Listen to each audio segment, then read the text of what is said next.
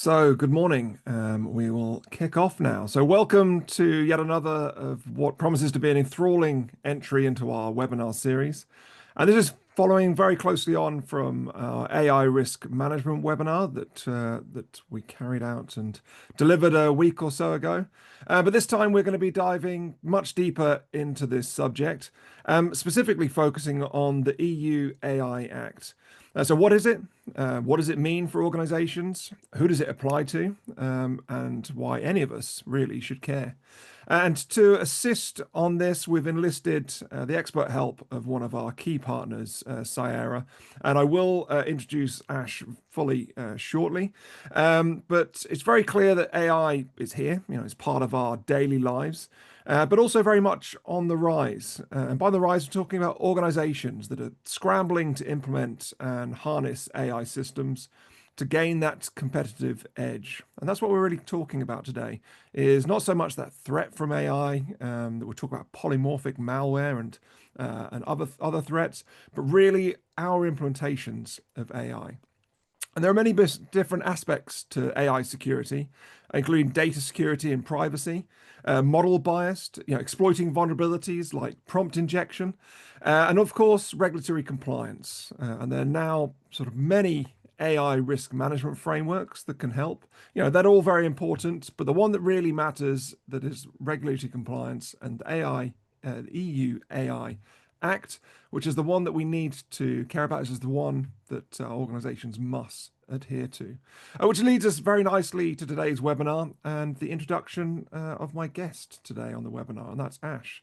So Ash Hunt is a technology information security risk and product executive, formerly of FTSE 250 CISO for Sane Group, global CISO for Apex Group, and he's worked extensively across UK government, FTSE Fortune 500, and CNI organizations, leading multi-million-dollar enterprise programs and multidisciplinary teams in highly regulated, acquisitive, and high-growth environments. He operates as a board and VC advisor, supporting global technology product innovation and strategy, as well as an international keynote, having previously served as a media commentator for Sky News and ITV on cybersecurity issues. He is currently vice president of EMEA strategy at Cyera. So Ash, very much a big welcome to the webinar, and obviously some great credentials there to talk us through and help us in today's topic. Thanks ever so much, Richard. It's great to be here. Brilliant. So before we kick off, I'd just like to remind everybody on the webinar that we have our QA function. So you should see that at the bottom of your screen. So please dive into it. Please use it, and ask myself and Ash some testing questions, all on the subject of the EU AI Act, but we may entertain others. So let's kick off. And I think the best place for us to kick off is very much with a poll. So Rebecca, if you could launch the poll for us. And that poll is, how prepared are you for the EU AI Act? So our options there are very prepared. We have the Act fully covered. Have we got that poll running? I can't see it pop up. There we go, just on our screens now. So very prepared. We have the Act fully covered. We're prepared. We understand our obligations under the Act and have a strategy to mitigate them. Somewhat prepared, we understand our obligations, but when we're building that strategy, we're at the starting point. We're trying to understand our obligations and how to address them. And then lastly, maybe for those, or hopefully very few on the call, what is the EU AI Act? So Toby, we'll just give you a few seconds just to click those answers and to put your vote together, and then we'll have a look at it and see where we are as a collective group. So we'll just wait to those coming up. And, some interesting results there. I think, Ash, we probably want to have a one-to-one with the very prepared. We have the Act fully covered. So put your hand up and let us know who you are.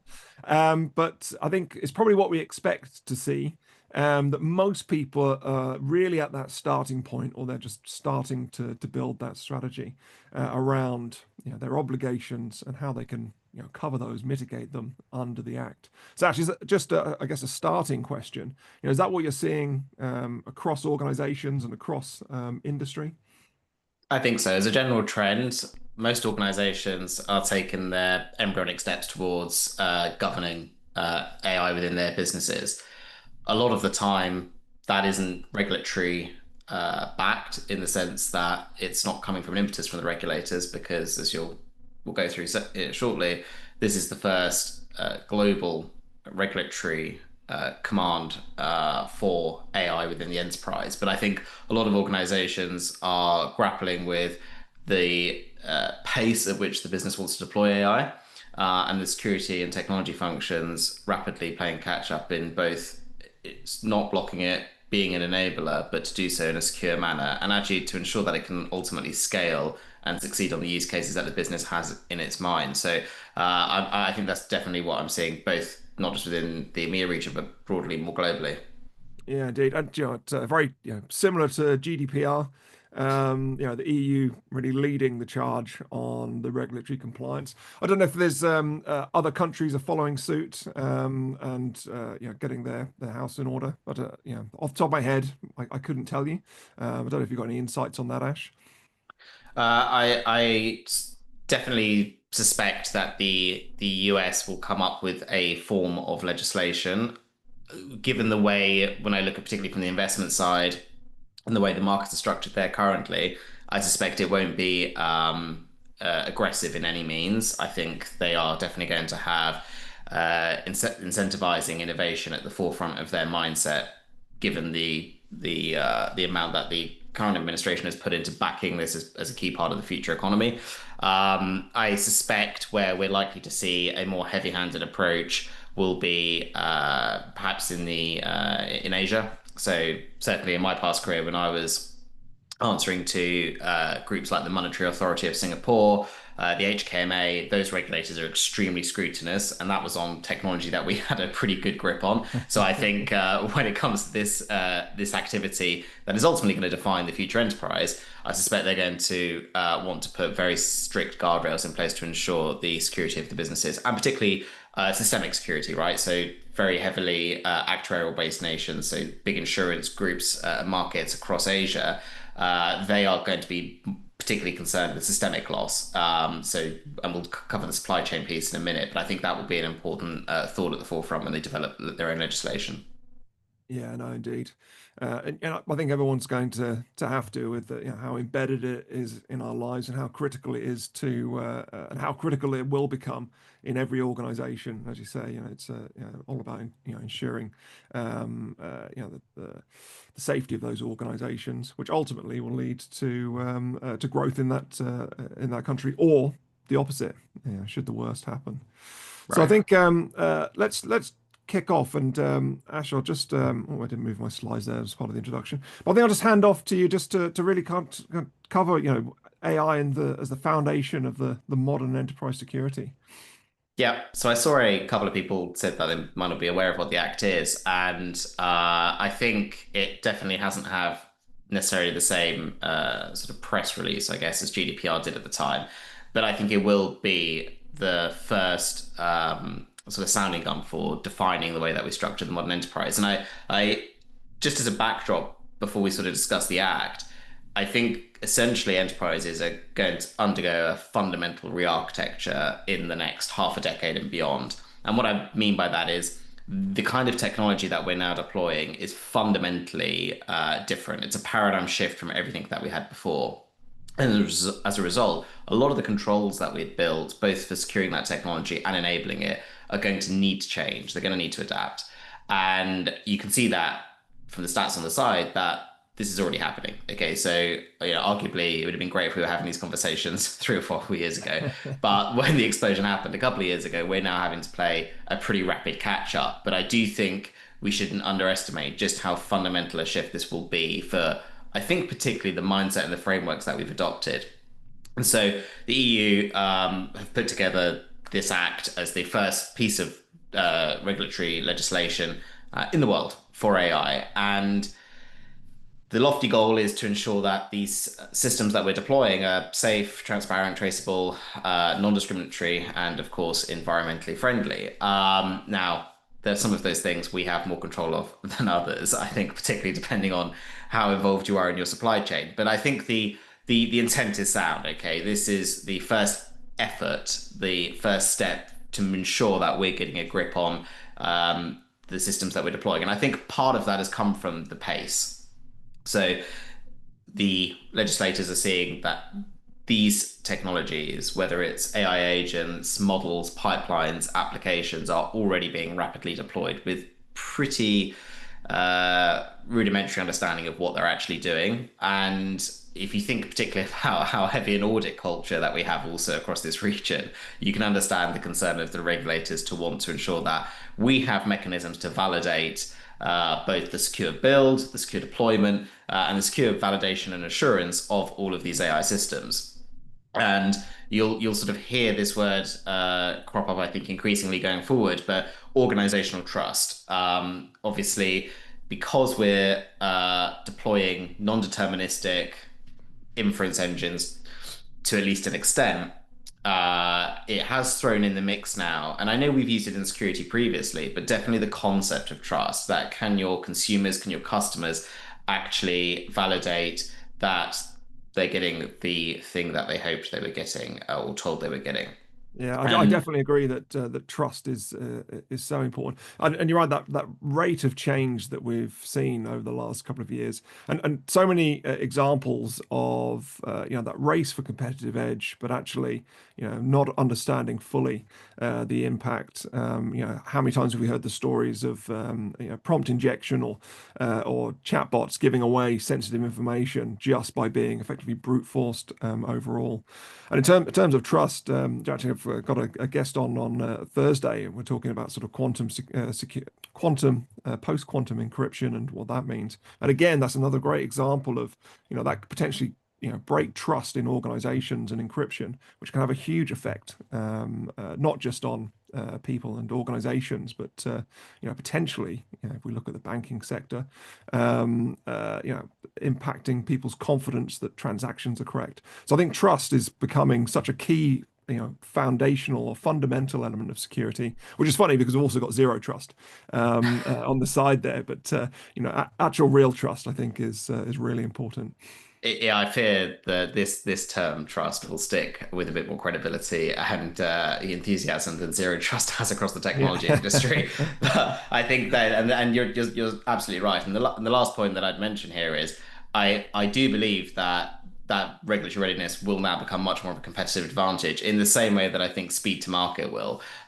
So again, underpinning that concept of trust, the quicker organizations can validate that they're already regulatory compliant or they're proactively taking the steps to become so. That's going to instill trust in their customer and their consumer base. And I think that's really going to start becoming one of the key, almost like the KPIs, right, between their competitor organizations in their market space. So I think it's a good thing for regulation. And I think ultimately it's probably going to be a good, as I said, embryonic step into beginning to secure AI and govern AI within organizations. Yeah, and you mentioned we'll come on to third-party risk a little bit later, but again, I think that's key in terms of trust, and the scrutiny will change with how we look at and view third parties around their AI use.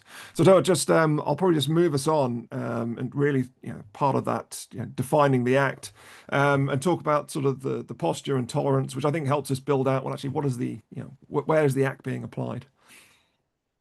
Yeah, absolutely. So we don't sort of need to go into this into massive depth. I think largely because I think chunks of this still don't apply, at least en masse at the moment. But this is essentially the AI risk category framework that the Act put in place. And it's pretty straightforward in that it's ranking the type of AI system that's being deployed in a like broad severity bucket, going from unacceptable high through to limited and minimal risk. Ultimately, as I said, when you're looking at this en masse, I think a lot of what the Act is really geared towards governing are obviously nth degree sort of tail end examples, which will sit in the unacceptable risk AI systems. But for the vast majority of organizations, they're not going to be deploying technology anywhere near that. I think a lot of our attention is ultimately going to be between limited and minimal risk systems. And you can see at the very bottom there that as the sort of risk under the, or at least in the EU's eyes, increases, there's a greater burden, greater obligation on the organization to validate and provide assurance. I think for a lot of the systems, whether it's like the general AI models, and generative AI that's typically used by a lot of end users in the organization, or at least back-end systems that where we use things like machine learning, neural networks, deep learning in our tech stacks. You can see that the requirements are pretty straightforward, as they have been with the expectations of any other technology system that we've deployed. How that assurance is provided, I think, is going to be the real challenge for organizations because, like I said, when you're using non-deterministic and inference engines, it's very difficult to log something where the outcome can't be repeated with exactitude. And I think this is the thin end of the wedge. I think it's going to get a lot more challenging to do that over time as the sprawl of the systems, and particularly agentic orchestration, which I'll cover off later, as that gets bigger and broader across the organization, being able to track and govern and have true end-to-end observability over that's going to be a real challenge. I think the one thing that I would definitely encourage as a takeaway for organizations at the moment is with the minimal risk AI systems, which is again where a lot of this is sitting in today, a lot of the use cases. I would encourage them to be proactive with the regulator. It's a technique I used to do as a global CISO, both in public and private organizations. But I wouldn't wait for them to come to me. I would proactively push information to them. One, it gives me sort of full checks and balances if they ever want to say that I wasn't aware of something or that they weren't. So it ensures accountability across the kind of regulatory relationship. But I think also you want to work together ultimately. And if I'm seeing things in my environment that are, I think, either unique or maybe not, and that other organizations will be challenged by, it's only going to strengthen the regulatory documentation that's produced. It's only going to strengthen the work they do with the broader market. So I would say definitely do that. Transparency is key. It's key to underpinning that trust that we mentioned as well. And I think also one of the challenges we are going to see as well is because of the rate of deployment, both the speed, pace, and complexity of the AI that we're pushing across the organization, I think things like disclosure windows are going to become a real challenge, right? It's something we struggle with in incidents anyway. Richard, I know you're a CTO, you must have been through thousands of incidents as well. It's incredibly challenging to do that even for things like a data breach when you're stuck doing digital forensics, etc. Now imagine that happening tenfold, hundredfold across the organization simultaneously. So I think that's where I think there's room for working together on how strictly the EU plans to enforce this risk categorization. Yeah, no, indeed, and you're right. I mean, and sometimes trying to understand what's actually being touched or stolen, or during a breach, changes over time. So it's very difficult, and I think you're bang on there that it's only going to get more challenging. And I think just a question, and particularly for those that are sort of developing their knowledge around the act itself, the implementation of that, or it's not going to be a certified job. We are certified compliant, more self-certification, more GDPR, looking at it after the event to see if you were compliant or not, and then applying the fines. Is that correct? I think so, at least for the time being, although I would not be surprised that when there is a first major incident that will either contribute to significant downtime or indeed a serious breach of trust, personal data, whatever it might be, I suspect the EU will change tack pretty fast. They're always waiting and wanting to put more to more burdensome activity onto organizations. So give them the opportunity and they'll jump at it. But I think that's an inevitable outcome, if I'm brutally honest. I also think at the moment where organizations with GDPR, I think again, some of those goals were, I've never been in an organization that's been fully compliant. I just haven't. I've never even seen one. So I think with this as well, what the EU is really driving at is just try and get the fundamentals right. But I think back to your point, Richard, and I think it's a great one, that self-certification, I think will become incredibly important. I think because this is the first time where we're in a kind of symbiotic exercise between the consumer and us within the enterprise technology environment in terms of deploying the same technology in many cases. So particularly when it comes to generative models, they're seeing that tech and they're using it day in, day out in their own personal lives as much as they are within the organization. And so for the first time, they are going to be pretty much on the ball and aware of, okay, I know that I'm engaging with this tech. Do I want to trust an organization that's using it that is self-certified with the regulator versus one that isn't? And I think those are the kinds of questions that our consumers are going to start asking. And I think they will ultimately become a lot smarter with this, with technology as time goes on, because they're going to be interfacing with it completely differently. Yeah. And I think organizations and the internal enterprise tech environments should be prepared for that. No, I do. And I think there might not be a certification right now, but things like the NIST. Right. Do you know, I've actually forgotten the acronym that goes on the end of that, but This too. and ISO, I'm going to probably get this one wrong as well, 42,000. That are putting those frameworks to govern AI security. I think that's probably a shift that organizations need to take. So they've got that evidence, they've got that approach that's helping shape that to a certain extent. Which again, when it comes to third-party assessment, it's one thing with our end users, but also with other organizations. So I think that's great. I think we've looked at and covered off the those kind of risk categories, and I think probably touching into some of the particularly from data security perspective, what's mandated, what's measured, or what do you need to measure? Yeah, I think again, the EU is hopefully trying to, I hope, trying to build a sort of common theory and mindset when it comes to developing the regulation in the technology space, and that actually this is building off of many of the principles that you'll see in GDPR. Certainly for their high risk category AI systems, there is a very strong emphasis on how those systems are being trained, how the organization is validating the outcome of the systems are producing, and actually how they're being tested on a continuous basis moving forward. And actually, this is kind of, again, a lot of the shared principles that we're evolving with when it comes to software testing and continuous penetration testing of our systems within the organization. But I think where the Act is making some very specific call-outs is particularly in the rigor that it is expecting organizations to now have over the handling and protection of data. Obviously, particularly with PII or secure sensitive secrets, etc., and anything classed as sensitive data. But I really think that it's speaking to something broader about the way that we've never really tackled this problem well in the past. And I've been attempting data governance programs for well over a decade in my career, and they always fall apart. Similar with IGA programs on the identity side, and I'll touch on that in a second as well.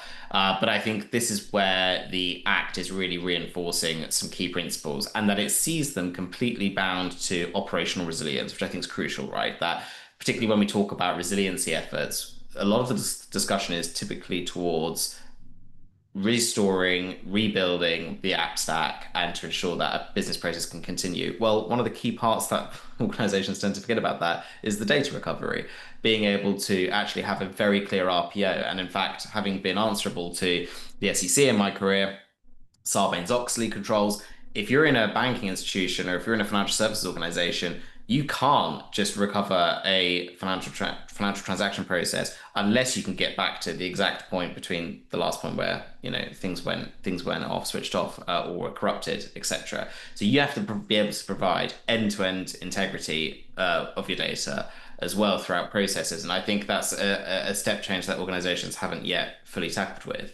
And so the key thing that and this is a lot of the R&D work that we're doing at Cyera, but the key thing that the Act is really getting for is that we have to be able to measure our data, govern our data, control our data in a way that we hadn't before. And I think even basic questions like who's accessing it, who actually did access it in the past, what are they doing with it, where's the data going? If you look at data throughout its entire life cycle, I think those are hard questions to answer, particularly when you look at the exponential growth of data estates. So the problem metastasizes super fast, and organizations are left struggling to catch the reins and begin to govern this. And I think this is where the Act wants you to think. This is what it wants you to think about. And you can see that for some of those higher risk systems, there are some pretty steep fines. Again, getting into the tens of millions for that. and definitely into just under the 10% of organizational turnover. So I think this is the foundation, if you want to see it, of then securing the rest of the AI problem that the Act is going after. Yeah, it's very interesting. I think you definitely called out at least three areas of security that I think the word you use there that's important, attempted. Whether it's data governance, whether it's IGA, these things that and data, that data security perspective of where data is, who's accessing it, and you could argue actually, John, this act shouldn't be the just the pure catalyst. We should already be looking at that, with GDPR, being able to answer those questions, and actually just for our own need to secure our data. Critically important that we understand these, but as always, we seem to be on catch up. I mean, we could sit here and talk about basic cyber hygiene, which everyone bangs on about. I bang on about it all the time. That just doesn't get done, and I think it's important to really look at how we can address these and how we can do it in a modern way.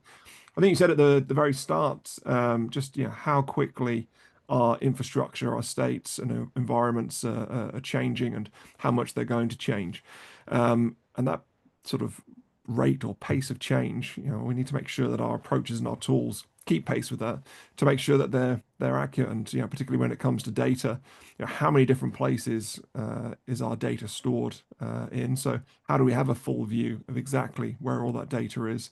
And as you say, who has access to it? Who has accessed it? I think are important questions we need to enable ourselves to be able to answer, particularly so we can avoid some of these fines, which are definitely not trivial, that will impact organizations. So just sort of, we talked about trust, and so I think we can probably dive down a little bit further into that. Yeah, so I think ultimately the backbone of that trust is going to come from being able to prove that the high-risk systems are trained on the right data, that the organization has the ability to validate the output and the input, and to a degree what's going on inside. And I say to a degree because we ultimately don't really know what's going on inside a lot of the time, particularly with, again, non-deterministic inferential systems. But also to have a consistent process of testing that. And I can't emphasize enough that this might sound obvious, but you would be surprised the amount of organizations that I've worked with across the supply chain as a CISO, and including even the organizations that I ran, where it's tricky to have control and governance of that data, even in normal software systems and software development processes. So I think this is going to become an even greater challenge when AI is ultimately going to reach into data and to systems using different identities in a way that we've not really explored before. Because we have often, I think at least up until recently, focused much of our objectives with controls to be autonomous, right? We try to build autonomous processes to shift from manual overhead. But now we're actually shifting from automation into autonomy. And that autonomy isn't full cognition, but these AI agents now have a aspect of inference and the ability to correlate, do pattern recognition, and advanced analytical tasks that we definitely as human beings wouldn't be able to do within the same time frame or even at a tool potentially. And so as that technology innovation only strengthens, it also strengthens the intensity of the challenge for us to secure them and to govern it. And so one of the key principles that I think we're just going to have to get to grips with, and I'm not saying it's purely just because this is a lot of the foundational technology work that we do at Cyera, but this was something that I was seeing in my last CISO role only last year, which is the ability to provide more depth and granularity to the way that we understand our data. Call it data intelligence. And what I mean by that is, in the early years when I was trying to understand data, we was a lot of self-classifiers. You often give it to the hands of the end users who then use those labels to circumvent DLP controls, poorly designed DLP controls. Yeah. And the Bolden James, the Titus, is those systems of the world, I think, really defined what data classification was. And to a degree, I think it's almost bastardized the concept of data classification because it can mean something so much more. It can really mean true data intelligence. And if you start fighting fire with fire, if you start applying machine learning, neural networks, and large language modeling into solving the data problem, as AI is then using it for its own tasks, you can really begin to build a completely enriched picture of data that we've never really been able to get before. And you can kind of think of it as all the heuristics, the cluster of contextual information of a piece of data, where it sits, who can access it, how long it's existed throughout its life cycle, where it's been, how it's being used. And I think one of the really interesting innovations that we've definitely made is the learned classification concept. So it's also, again, back to those training those models, is being able to build AI that can actually learn in the right direction. And learned classifiers are a great example of this, where we can inspect data without having any prior knowledge of the organization or the environment, and we can still identify a new class of data, bespoke and unique to its context in the organization and where it resides. I think that's an amazing innovation. I think it's one of the many, and there are lots of others, that will be fundamentally necessary into operating securely with AI as it goes forward. So the approaches of like manual regex tuning and the burden that placed on teams, the attrition it caused for teams. Again, I know this from personal experience. That is just going to have to go, and ultimately we need to move to, because of the scale and pace of challenge, automated discovery, classification, and lineage tracking. And I think that this is going to be ultimately the new command model for security decision making in the AI era. Yeah, indeed. I mean, everyone loves the regex, and I'd hate that to disappear. But yeah, it is a truly powerful concept. Not just for that ongoing classification and being able to discover, classify data based on its contents, but also, I guess, policing some of that. They talk about the early days of, well, do you know what, why don't I just set this all to public, and then I've got no constraints, but also being able to do that review of data, particularly what's been identified as classified, to be able to police not just what end users are doing, but also that data that is being outputted from AI systems. That classic challenge of, well, actually, if it's got access to everything, does the label and classification carry across when it's a brand new document? And I know that was one of the early concerns that we had, or that we have. But having that powerful capability to automatically understand the data, classify it, I think is going to become a must-have capability for all organizations, on top of that, understanding where and who's accessed it. Absolutely. Yeah. So sort of moving on in terms of the governance and taking control. I think and diving further down into the act, we can look at some of the key aspects. You were almost doing a perfect segue anyway in the last point you made, which is that look, there are fundamental programs. I called them orphan security programs. They were programs which we picked up and essentially left to the side and never really solved for or got a grip with. And where the first was in understanding the data, the second is definitely understanding and governing identity. And again, a similar challenges happened in that, where we had pretty ring-fenced, controllable data input and output. Historically, that's now exponentially grown, not only from AI, but also with AI. And we can see the same thing happening with identity.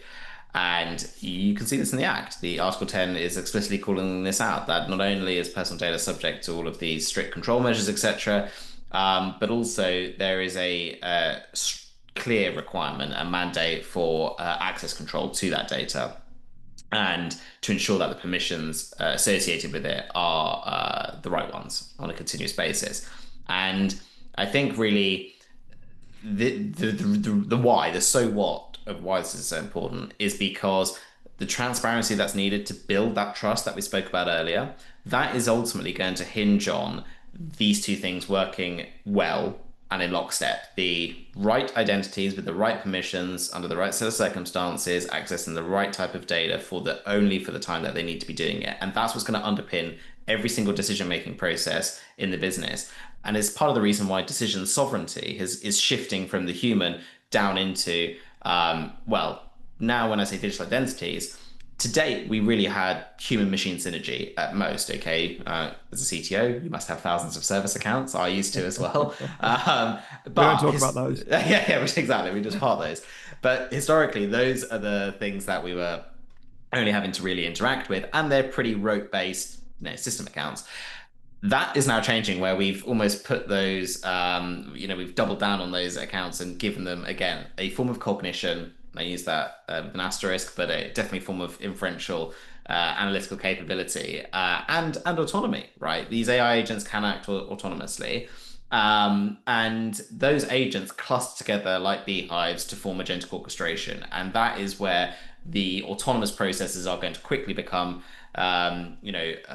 almost self-governing unless we really begin to control this. And it's the reason why I'm pleased that the Act is calling this out because, like you touched on, Richard, with IGA, this is just something we've never solved for. And the years we spent trying to deploy RBAC, and I'm sure everyone on on this webinar has personal, probably very deep, painful, traumatic experience of these programs where you're trying to categorize your AAD, your on-prem Active Directory, you're trying to glue it together with your Workday or whatever HR system you've got, your service management system, and then the host of both legacy and modern applications, and to try to get continuous lifecycle management on something as what is conceptually as basic and straightforward as just controlling something, accessing something. Of course, it's not straightforward and it's not simple.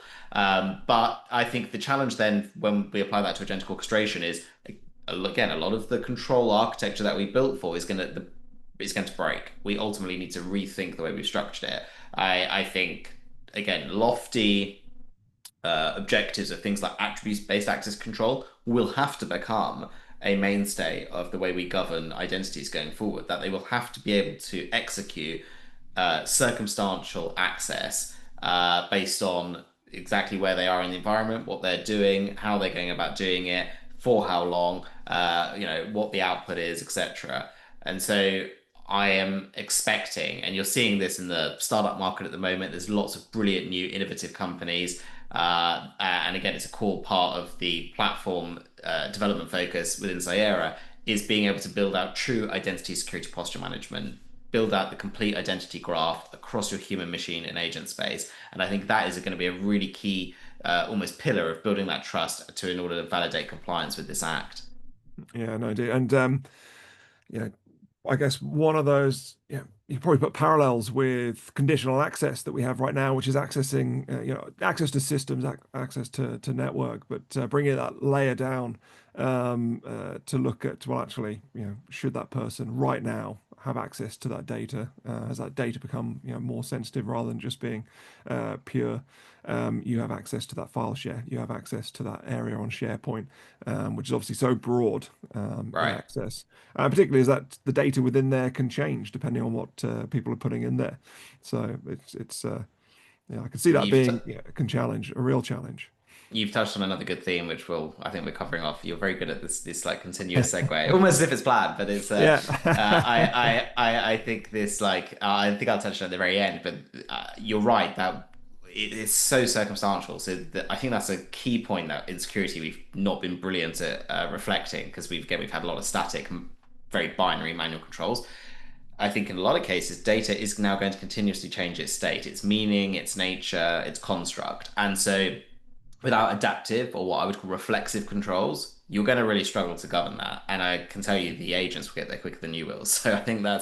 that's just a challenge that we're going to have to contend with. I think like moving on to this piece is just wanted to begin to leave people with a sense of sort of where we are today with the Act and where we're going to be moving forward with, or where the EU certainly plans to move forward with this Act for organizations. So at the moment, the parts of the Act are already legally binding. So if you recall, at the very left-hand side of the risk categorization, those unacceptable categories are already banned. I think you can get a court order, I think, to deploy them, but I can't imagine most organizations are going to be needing to do that. And I suspect the EU will work closely with those organizations that are probably deep into very advanced AI research that are looking to deploy such capabilities. And I think one of the really key points, though, is the phase two that's now legally binding, which is the obligations for general purpose AI models that I spoke about at the very start. And so these, again, are the typical generative models that we can think about using in our day-to-day lives, the GPTs, Perplexities, Geminis, etc. But also even things like Claude, right? So even when we look at the development work that goes on within organizations, a lot of the code production and validation, I think, is still already being taken place with those models. I think one of the salient points for this, though, is the act doesn't yet necessarily put the full burden on the organization. Okay, it is actually the onus is a lot on the supply chain. However, I think that is a good opportunity for organizations to really, again, try and evolve the way that we've done supply chain assurance. And like everybody here, I have put as much creative license into responding to DDQs as I'm sure you have over time, especially under pressure from the No, no business. comment. Yeah, exactly. But I do think this is a great time, and I would actively encourage this. It's again, supply chain is something we're thinking about a lot at Cyera in terms of how we can build technology to tackle this problem. But I would encourage everyone to really work with early innovation startups in the market in some of these key areas because I think the use cases are becoming so challenging. It's very hard to build technology in isolation. And these are problems that we A, have to solve for and B, want to solve for. And there are some really exciting engineers that are really looking at this in the round. But I think we all acknowledge that the paper-based annual assurance exercises aren't going to be sufficient for validating the technology we're now leveraging from our supply chain as it becomes more almost disassociated from our control environment, but more critical in terms of dependency and interdependency across our processes within our organizations. So this is already in place. Really good opportunity to kind of get to grips with it now. Yeah, and so on our side, we're embedding AI into a lot of our compliance practices. And at the best end of that being continuous. So moving away from that paper exercise that is continuously being reviewed. So it's less ticking a box and more actually delivering on the objectives of many of the compliance standards overall. So I think Brilliant. it's important that I guess it's some of that urgency that we need to consider. And as you say, it will slowly come down from it's at that high level at the providers at the moment, but as it gets baked into more and more applications by organizations, then it will start to become a not just a supply chain issue. Yeah, So absolutely. just I guess our last piece that we cover off before we jump into the Q&A. I'm just looking at the time there that we're as always deep in conversation and time goes on, but importantly it's extremely interesting and important conversation that we're having. So I guess lastly, I guess we've talked about a few of the problems, but let's look at I guess some of that solution and how we can secure innovation, which actually is you know critically important. We're seeing, as you mentioned, really a boom in innovation that's being driven by this as a knock on. I think when we looked at if we look at I guess the security provider vendor landscape not that long ago, although we talk about being huge, it's actually starting to shrink a little bit as organizations got acquired or fell by the wayside. But now we're back into that boom as organizations are innovating, not just in the deployment of AI, but that securing of AI. Yeah, I think you're going to see that for as someone who tracks the market pretty much day in, day out, you're going to see that flux continue. I think part of that is a really positive trend, which is you're seeing shorter term exit strategies for innovative sort of engineering projects, you could almost call them, that scale up within 2 years and get acquired. And it's almost like outsourcing R&D to a degree. So you're seeing a lot of that in market. But I think part of that's because there are a lot of aspects of AI that need to be solved for, and you can't do everything. We're very specific about the areas that we're tackling. With the AI R&D work, we just released our research labs yesterday for the market. So I think having a really clear scope of what you're going after to tackle is really going to help build effective controls. On the flip side of all of the sprawl in development, your organization budgets, and again, you're an internal CTO. I used to do that. I saw this all the time. You're consolidating stack, right? And I think for lots of organizations, the budgetary constraints are either we need to consolidate and extract maximum value out of the least amount of things that we need, or it's going to be show me the money in the sense of the ROI on these initiatives. I think it's a great opportunity for the CISO for the security function and for the technologists to have with the business over actually we need more stuff to solve for this AI.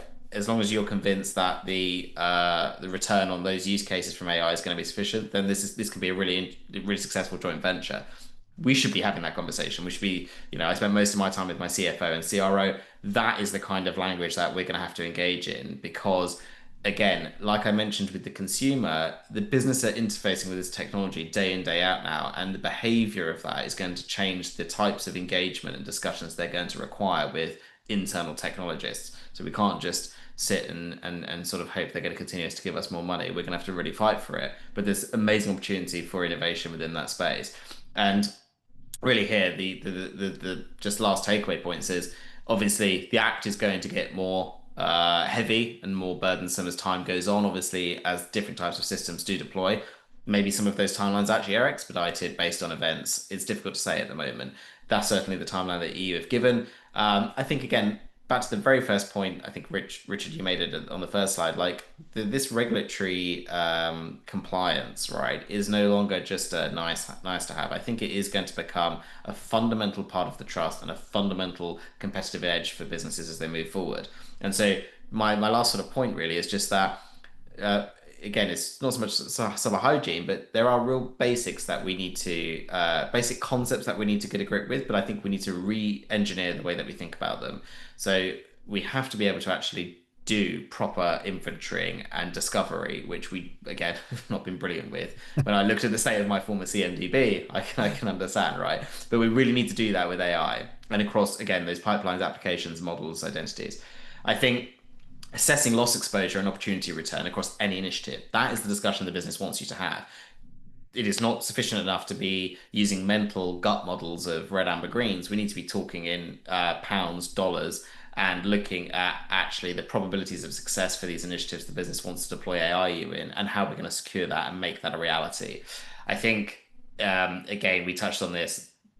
The control environment that we've built was brilliant or good enough for its age. It is now need to going to be fundamentally re-architectured. And I think agentic AI will break the back off of existing control designs. And so even our governance models are going to have to move and adapt with the changing nature of our data and the changing nature of our estate. So adaptive governance will become a key concept. And I think finally is maintaining observability. It's a bit of a buzzword, but I think it's an important concept that we need to just know what's going on with as much of our AI operations as possible. And I think at the moment that's just very difficult. So I think that's something that is definitely something we're focused on at Cyera. But it's also something I think that more broadly the market and every organization is going to focus on when it comes to building the controls to govern this moving forward. Brilliant. I think that's a great way to capture, I guess, some of the thoughts and actions and things we need to think about. I will just jump into the Q&A if I can find where that's hiding, as we do have some questions that have come in, and obviously we do have a little bit of time left, only a tiny bit. So if you do have any further questions, please ask. So the first question is, how can modern enterprises effectively catalog and classify all AI systems across complex multi-cloud environments to accurately determine which fall into unacceptable, high, limited, and minimal risk under the Act, especially given the prevalence of shadow IT. Actually, that's probably quite an important point. Shadow IT and legacy systems. The bane of any CMDB and understanding where your data is. Yeah, so I mean, we have this concept of Cyera of like raiding the environment. So I think our core thesis as a technology is that we want to understand data anywhere, everywhere that it lives. And I think we've, at least when I looked at the data programs that I worked on with my CDO historically, we never really wanted to take that approach because we knew it was impossible. We sort of stuck to structured data that we knew where it existed. I think now, though, even when I look at some of what I would like to think of as like sort of clean repos, even those are becoming increasingly complex. And to your point, Richard, when you look at the almost disintegration of the traditional estate architecture, those repos now exist all over the place, and I certainly looked at this with the sort of network architecture changes that we were making post-COVID. I've now got data sat on devices all over the world. I've now got it sat in different shared repos, different hybrid architectures between my on-prem environments and the CSPs that I'm working with. And that makes it super complex. And that data is now structured, unstructured, and increasingly non-standardized, right? This is like the point I was mentioning earlier with the learned classifiers, right? I think that the type of controls that we have to deploy going forward for discovering and analyzing data to build that intelligence have to be intuitive enough to understand the data itself when it's inspected and not rely on other things to, or at least other predetermined rules to understand it or predetermined information. So inspecting data where it exists, the context around it, and all of those heuristic attributes that I spoke about, the identities accessing it, the type of access permissions that are associated with it, its existence over its entire lineage, and its changing state. That is going to be crucial. And I think one of the key points that I'll make about this as well is I think if I could encourage anyone, it's not about shifting to, again, binary classifiers of sensitive and non-sensitive. Yes, those are important. But actually, a lot of the work that we do is build a complete picture of all sorts of attributes of a piece of data, perhaps even its compliance state with various pieces of legislation. It could be its utilization as part of an internal, as a piece of intellectual property, as part of their own internal R&D process. It can be all sorts of really unique things and aspects. I think data is very interesting, and I don't think we've done a very good job at unpicking all the interesting parts about it. And the so what again for that is that it's not just going to rapidly improve the efficacy of your existing security stack because everything is relying on that inspection of that data. If you look at your DLP, the reason there are so many false positives is it's pretty crude at being able to understand that.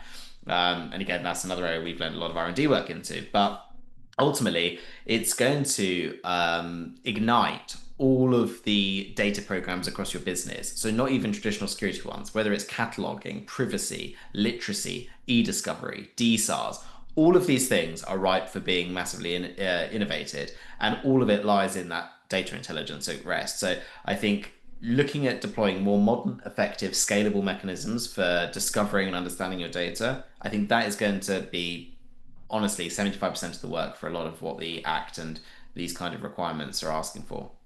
Yeah, no, indeed. And you mentioned DSAR there, and anyone that's been involved in one of those will know how painful that process can be. That's not an IT issue. We are rapidly running out of time. I'm just going to grab probably two more questions. So one of them is, how would you suggest evangelizing the impact and risk to compliance outside the EU, given the extraterritorial applicability of the AI Act, which I think actually is quite an important question.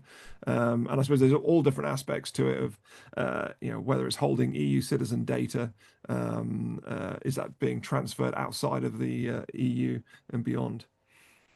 Like you're 100% touching on some of the right points there. I think the world's getting smaller in many ways, and at least when I look at organizations that not only we work with in Cyera, but the ones across the banking supply chains I used to work in, etc. I come across very few now that have zero touch point to any region, whether it's through M&A activity, so acquiring and divesting businesses, whether it's through their supply chains, whether it's through even exploring new regions, right? So I used to do lots of risk modeling in one of my asset management businesses on would we actually deploy offices to a new region based on the type of threat landscape for that. I think all of these things are going to play a critical role in gluing those sort of extraterrestrial businesses that are outside of extraterritorial businesses outside of the EU region and their connections with engaging in business activity there. Like I said, I think it's pretty unlikely there's going to be zero touch point. And to be honest, I think Richard, you mentioned this at the start, but with the question that this legislation will grow into other regions. It's not as if even the US or other regions won't have a form of this legislation. So if anything, this is going to put organizations on the front foot. There will be a clear commercial advantage as well because trust is going to become at the very sort of forepoint of the consumer's mind when it comes to engaging with services from organizations. And part of that trust is almost seeded by being able to self-certify to Mm. these pieces of regulation. So I think the quicker organizations can do that, even proactive looks even better. I think that will be a really key way of selling that kind of advantage of actually this is the kind of standards of practice that we're holding ourselves to. Yeah, indeed. So we're 3 minutes from the hour. I think what we'll do is there's a couple more questions, but we will answer those in a follow-up as we haven't really got too much time, and I'm sure everybody has got meetings to get to on the hour. Just before we close out, just we do have some more webinars coming up this week. So on Thursday, in fact, I'm sitting down having a chat with Francis Gorman from the Bank of Ireland and host of the Entropy podcast about all things quantum, as that's his area of focus. And also, core trends in redefining MDR in 2026. So I think that is it from us. So I'm just going to say thank you very much to Ash. You've been a brilliant guest on the webinar and obviously extremely knowledgeable in this area. And say thank you to everybody that joined and hopefully see you again very soon on our next webinar. Thank you.